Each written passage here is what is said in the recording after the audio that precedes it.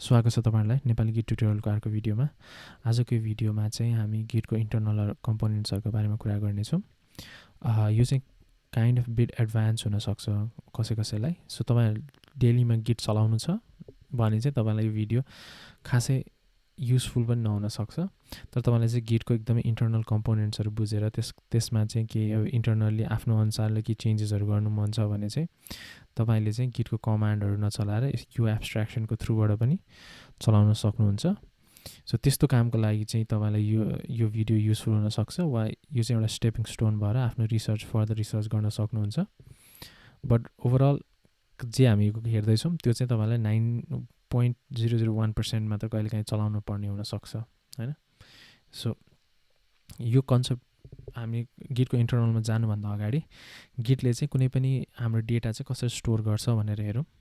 गिटले चाहिँ हामीले के भनेको थियो भन्दाखेरि गिटमा सबसे इम्पोर्टेन्ट कुरा भनेको हाम्रो कमिट भयो। एभ्री स्न्यापसट भनेको एउटा कमिट जस्तै भयो।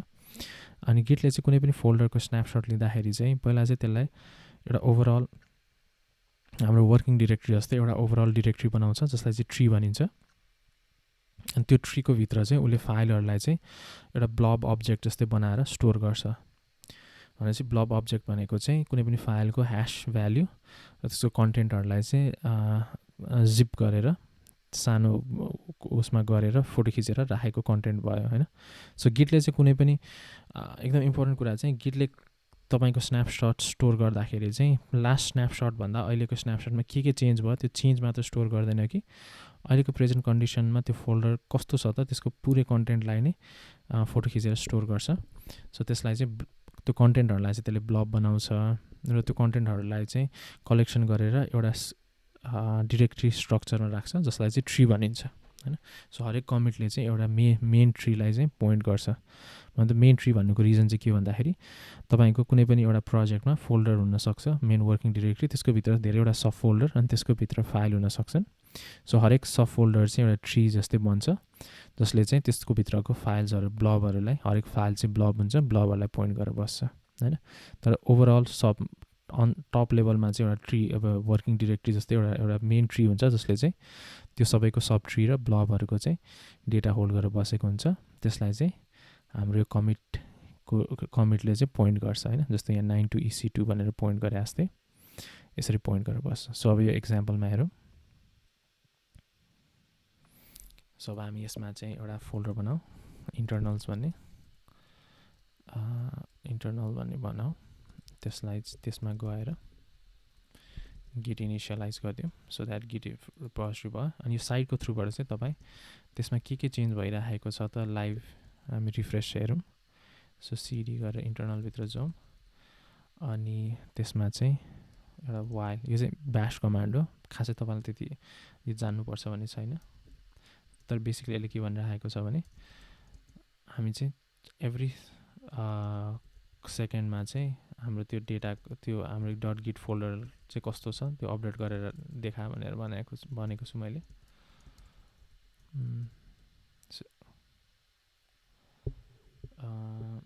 यसले के प्रब्लम देखायो त्यहाँ,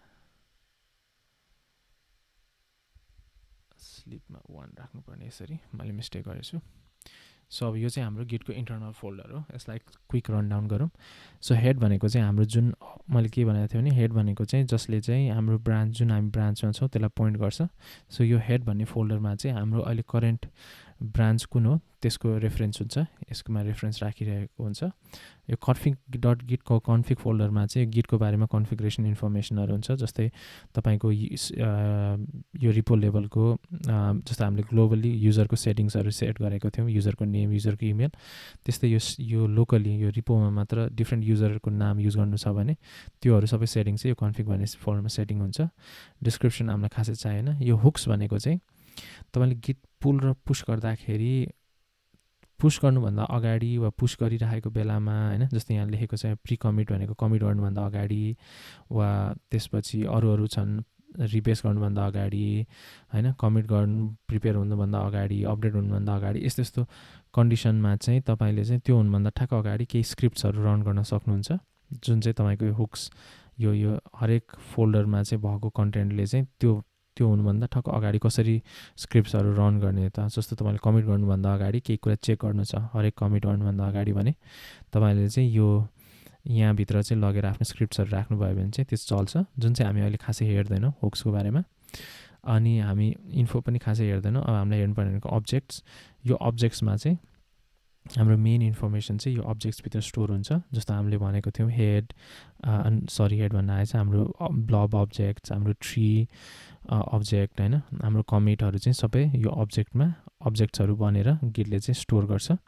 अनि यो रेफरेन्स भनेको चाहिँ हाम्रो करेन्ट हेड भनेको चाहिँ हाम्रो ब्रान्च, यो रेफरेन्स भनेको चाहिँ यसमा चाहिँ हामीले आफ्नो करेन्ट ब्रान्चेसहरूलाई ट्र्याक गर्ने चाहिँ बनाएको हो। सो मैले पहिला पनि भनेको थिएँ हरेक ब्रान्च भनेको चाहिँ एउटा कमिटको रेफरेन्स हो, अनि हेड भनेको चाहिँ ब्रान्चको रेफरेन्स हो। सो हेड भन्ने फाइलमा चाहिँ यो हाम्रो यहाँ जे ब्रान्चहरू बनाउँछ त्यो ब्रान्चको रेफरेन्स पोइन्ट हुन्छ। अनि यहाँ हेडमा चाहिँ जुन ब्रान्च बनाउँछ त्यसमा चाहिँ हामीले बनाएको एउटा कुनै कमिटको रेफरेन्सहरू स्टोर हुन्छ। त्यस्तै ट्याग पनि सेम हेड ब्रान्च जस्तै नै हो, त्यसले पनि एउटा कुनै कमिटको रेफरेन्स स्टोर गर्छ होइन। सो अब हामी चाहिँ यो प्रोसेसलाई हेरौँ कसरी बन्छ। सो कुनै पनि हामीले कन्टेन्ट बनायो भने हामीले के भनेको थियो नि, फर्स्ट चाहिँ त्यसले चाहिँ त्यो कन्टेन्टलाई ह्यास बनाएर अब्जेक्टमा स्टोर गर्छ भनेर भनेको थियौँ। सो हेरौँ एउटा ह्यास बनाएर हेरौँ। सो सपोज मैले चाहिँ एउटा फाइल जसको कन्टेन्ट चाहिँ this is an internal display file भने बनाएँ अरे, र त्यसलाई चाहिँ इको भनेको प्रिन्ट मात्र गर्ने हो। अनि त्यो प्रिन्ट गरेको अब्जेक्ट त्यो मैले जुन डिस्प्ले गर्छु त्यो डिस्प्ले गर्नेलाई चाहिँ मैले ह्यास अब्जेक्ट बनाएँ गिट भनेर मैले गिटलाई दिएँ भने अनि गिटले चाहिँ त्यसलाई एउटा ह्यास अब्जेक्टमा कन्भर्ट गरिदिन्छ यो गिट ह्यास अब्जेक्ट भन्ने कमान्डले। अनि -w चाहिँ यो .git भन्ने फोल्डरमा त्यो अब्जेक्टलाई स्टोर गर्छ। अनि यो -stnले चाहिँ त्यसलाई डिस्प्ले गर्छ होइन यो हाम्रो कन्सोलमा। सो हामीले हेऱ्यौँ भने यसले चाहिँ यो ह्यास अब्जेक्ट बनाएछ ब्लब, अनि यो ब्लबको चाहिँ यो अब्जेक्ट भन्ने फोल्डरमा स्टोर भएको छ। जहिले पनि यो स्टोर हुँदाखेरि एउटा फोल्डर स्ट्रक्चरमा स्टोर हुन्छ। यसको फर्स्ट 2 क्यारेक्टरले चाहिँ एउटा फोल्डर बनाउँछ, अनि त्यसको लास्ट 38 क्यारेक्टरले चाहिँ त्यो फाइलको नाम दिन्छ। सो यसरी यो फाइल बनेछ। अब के छ त्यसमा भनेर हेर्नको लागि चाहिँ क्याट भन्ने कमान्ड युज गर्न सकिन्छ। कन्टेन्ट हेर्नको लागि -p, अनि यो हेरौँ। सो यो भयो हाम्रो भित्रको उयो भनेको this is an internal display file भन्ने हो। त्यसको टाइप हेर्नको लागि चाहिँ -t गर्न सकिन्छ। सरी मैले मिस्टेक गरेँ,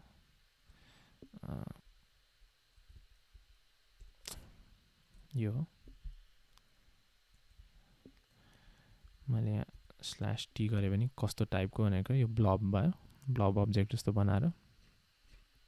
सरी यो जहिले मेरो बिग्रिरहेको छ कहिलेकाहीँ, फेरि यसलाई रन गर्छु म। सो यो भयो हाम्रो यसरी अब्जेक्ट सुरु भयो। अब वन्स हामीले कुनै पनि ब्लब बनाएपछि नेक्स्ट स्टेज चाहिँ हामीले के गर्न सक्छौँ भने गिट स्टेटस गरेर हेऱ्यो भने खासै अहिले हाम्रो केही पनि छैन, हामीले एउटा अब्जेक्ट मात्र बनाएको।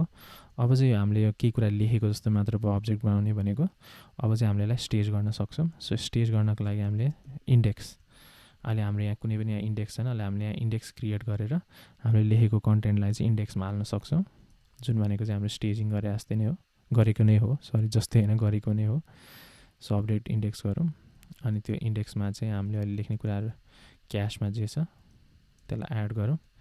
अनि एड गरेर त्यो कन्टेन्टलाई चाहिँ एउटा फाइलको रूपमा स्टोर गरौँ, जुन चाहिँ फाइलको पर्मिसन चाहिँ गिटमा यो भयो। अनि त्यसपछि त्यो हाम्रो ब्लबको स्ट्रक्चर के थियो, नाम के 4 दिए पनि हुन्छ, पुरै नदिए पनि हुन्छ, तर म चाहिँ पुरै दिन्छु अहिले यो एक्जाम्पलको लागि। अनि त्यो फाइललाई चाहिँ हामी इन्टरनल भनेर एउटा फाइल भनेर स्टोर गरौँ, internal.txt। सो अब यस्तो गऱ्यो भने चाहिँ अब हामीले चाहिँ के गर्यौँ भन्दाखेरि न्यू internal.txt भन्ने एउटा फाइललाई चाहिँ स्टेज गऱ्यौँ। तर यहाँ सँगसँगै चाहिँ यसले डिलिटेड यो पनि भनेको छ। यो भनेको रिजन चाहिँ के भन्दाखेरि हामीसँग अहिले पनि त्यो फाइल हामीले बनाइसकेको छैनौँ। सो गिटले चाहिँ केही कुरा स्टेज चाहिँ भएको छ, तर मैले त्यो फाइल चाहिँ मैले भेटाएकै छैन भनेर भनेको मात्र हो।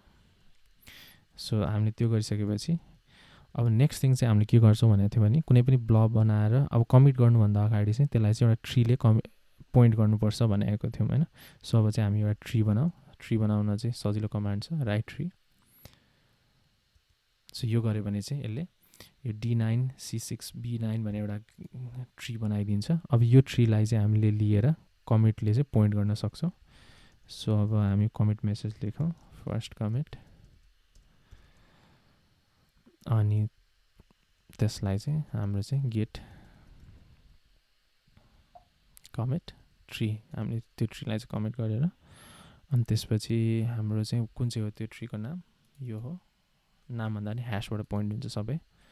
अब यो गऱ्यो भने चाहिँ अब चाहिँ हाम्रो नयाँ ट्री कमिट अब्जेक्ट पनि क्रिएट भयो होइन। यसरी हरेक कुराको यो हाम्रो D9 भन्ने चाहिँ हाम्रो ट्री अब्जेक्ट, B2 भनेको हामीले क्रिएट गरेको ह्यास अब्जेक्ट जस ब्लब स्टोरेज जसमा चाहिँ हाम्रो इन्फर्मेसन छ। अनि 7C1 भनेको चाहिँ हाम्रो चाहिँ कमिट, सबैको अब्जेक्टहरू एउटा एउटा अब्जेक्टको रूपमा स्टोर हुन्छ र क्रिएट हुन्छ। अझै पनि स्ट्याटस हेऱ्यो भने स्ट्याटस केही चेन्ज भएको छैन, लग हेऱ्यो भने लगमा पनि केही चेन्ज छैन, किनभने यसले चाहिँ हाम्रो हेड भन्नेले चाहिँ मास्टरमा पोइन्ट गरेर बसेको छैन। त्यो नहुनुको रिजन चाहिँ के भन्दाखेरि अब हामीले हेऱ्यो भने चाहिँ हाम्रो हेड भन्ने फोल्डरमा हेऱ्यो भने चाहिँ क्याट डट गेट स्ल्यास हेडमा हेऱ्यो भने चाहिँ सरी स्पेलिङ मिस्टेक,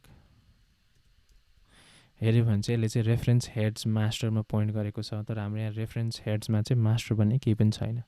सो त्यहाँ हामीले क्रिएट गर्न सक्छौँ। अब तर मास्टरमा चाहिँ जहिले पनि जस्तै हेड भन्ने फाइलले चाहिँ यसलाई रेफरेन्स गरे जस्तै अब यो मास्टर भन्ने फाइलमा चाहिँ हामीले हाम्रो अहिलेको सबसे रिसेन्ट कमेन्टमा पोइन्ट गर्नुपर्छ, जुन चाहिँ हाम्रो यो भयो हामीले बनाएको भर्खरै। सो हामीले चाहिँ अपडेट रेफ्स गर्न सक्छौँ। अनि हाम्रो रेफ कुन चाहिँ अपडेट थियो, हाम्रो रेफ्स हेड्समा हामीले मास्टर भन्ने अनि यसमा पोइन्ट गर भनेर राख्न सक्छौँ होइन। सो अब चाहिँ हाम्रो यहाँ के फाइल क्रिएट भयो, रेफ्स हेड मास्टर भन्ने फाइल क्रिएट भयो। अब तिमीलाई हामीले क्याट गरेर हेऱ्यो भने रेफ्स हेड मास्टर भनेर हेऱ्यो भने सरी यो चाहिँ डट गिट भन्ने फोल्डरमा छ, त्यसमा हेऱ्यो भने चाहिँ हाम्रो यो रिसेन्ट यो सबसे रिसेन्ट कमेन्टलाई पोइन्ट गरेर बसेको छ होइन।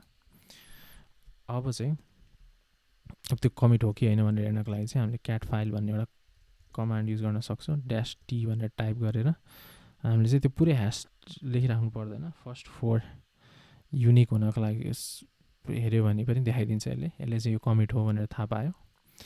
अब चाहिँ हामीले गिट लग पनि गरेर हेऱ्यो भने हाम्रो लग पनि देख्यो, लगमा पनि हेड र मास्टरलाई पोइन्ट गरेर बसेको छ। अब हामीले स्ट्याटस हेऱ्यौँ भने चाहिँ स्ट्याटसमा चाहिँ के देख्छ भन्दाखेरि यसले अझै पनि इन्टरनल डट टीएक्सटी भन्ने फाइल देखेको छैन। अरू सबै कुरा ठिक छ, तर अब हामीले त्यो फाइल बनाउनको लागि त्यो फाइल त हाम्रो यो B2 भनेर त्यो कन्टेन्टमा छ, हामीले अलरेडी बनाएर राखिसकेको छौँ त्यो ब्लब अब्जेक्टमा। अब त्यसलाई गर्नको लागि चाहिँ हामी गिट चेकआउट गरेर हेडबाट चाहिँ त्यो फाइल निकाल्न सक्छौँ। त्यो फाइलको नाम के थियो, इन्टरनल डट टीएक्सटी। सरी मैले फेरि स्पेलिङ मिस्टेक गरेछु। अब चाहिँ हामीले त्यो इन्टरनल डट टीएक्सटी भन्ने फाइल बनायो, त्यसको कन्टेन्ट हेऱ्यो भने चाहिँ हामीले जे लेखेको थियो त्यही कन्टेन्ट भयो होइन। यसरी चाहिँ गिटमा चाहिँ गिटले यसरी कुनै पनि अब्जेक्टलाई यसरी स्टोर गर्छ, त्यो स्टोर गरेर त्यो अब्जेक्टको चाहिँ त्यसरी चाहिँ त्यो प्रोसेस फलो हुन्छ। त्यसरी त्यसले ह्यास अब्जेक्टहरू त्यसरी क्रिएट गर्छ, ह्यास अब्जेक्ट क्रिएट गरेपछि एउटा ट्री स्ट्रक्चरमा त्यसलाई स्टोर गर्छ। त्यो ट्रीलाई लिएर अनि हामीले चाहिँ त्यो ट्री अनि त्यसपछि त्यो ट्री हुनुभन्दा अगाडि पहिला अनि त्यसपछि त्यो ट्रीलाई लिएर एउटा इन्डेक्स अपडेट गर्न सक्छौँ होइन। इन्डेक्स अपडेट गरेर इन्डेक्समा अपडेट गर्नु भनेको स्टेजिङ गर्छौँ, अनि वान स्टेजिङ गरिसकेपछि चाहिँ त्यो ट्रीलाई पोइन्ट गरेर हामीले एउटा कमिट बनाउन सक्छौँ। अनि त्यो कमिट बनाएपछि चाहिँ हाम्रो एउटा फुल डट गिट्समा चाहिँ त्यसरी चाहिँ कुनै पनि इन्फर्मेसन हाम्रो सबै इन्फर्मेसन चाहिँ त्यसरी स्टोर हुन्छ।